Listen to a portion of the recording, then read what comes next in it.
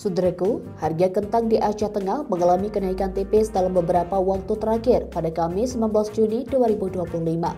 Jainal Abidin, seorang petani kentang yang telah berkecimpung di bidang pertanian selama kurang lebih 10 tahun, saat ditemui di lahan pertaniannya mengatakan, saat ini kami menanam bibit kentang varietas Granola L.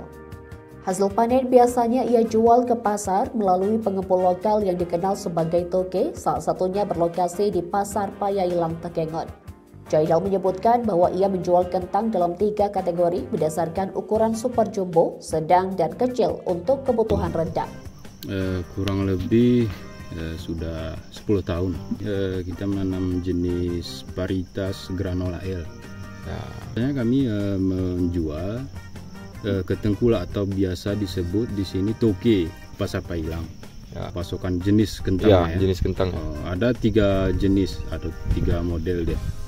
Ada yang besar atau super jumbo, terus sedang, kemudian jenis kentang kecil rendang. Saat ini kita menanam ukuran 1 ton benih.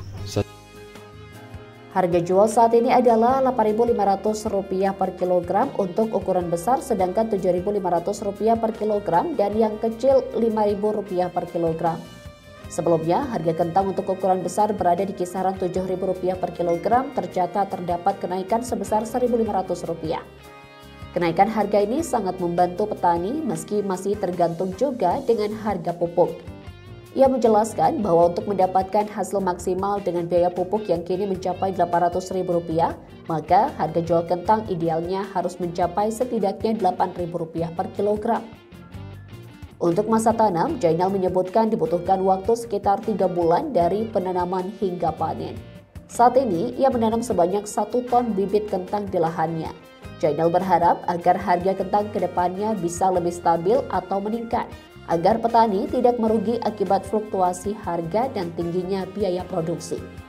Dari Aceh Tengah, Insanu Akbar, Tribun Gayo.